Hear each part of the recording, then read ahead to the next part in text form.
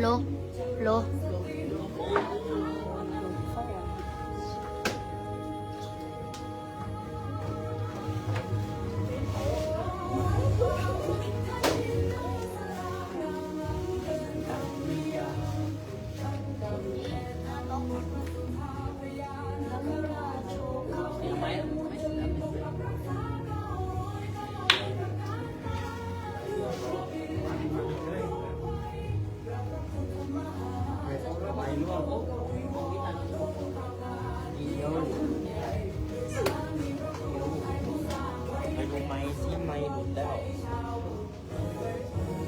ไม่หลุด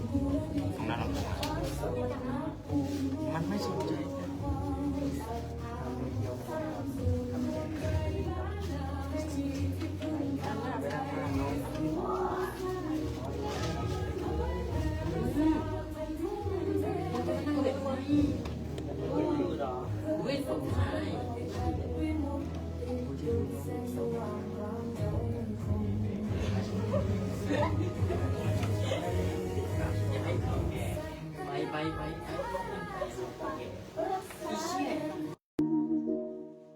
เสียงสวดมนต์เช้า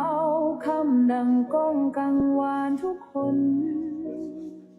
กุศลที่ท่านสรรสร้างอย่างรากลึกในใจชน เป็นบุญตาบุญกุศลที่ได้มายนเยือนพะเยาโอ้วัดป่าพุทธชินวังสรางามล้ำเกินคำนิยามดังแดนทำบนพระสุธาพญานาคราชโชคเขาใหญ่องค์มุจลินปักรักษา909 เมตรการตาเรื่องระบิลคุ้มครองภัย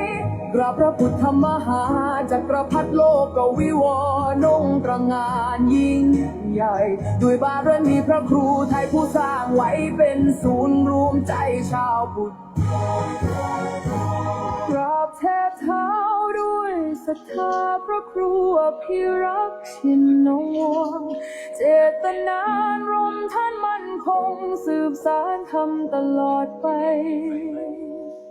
วัดป่าพุทธชินนวังสารามศูนย์รวมศรัทธาแห่งชาวไทย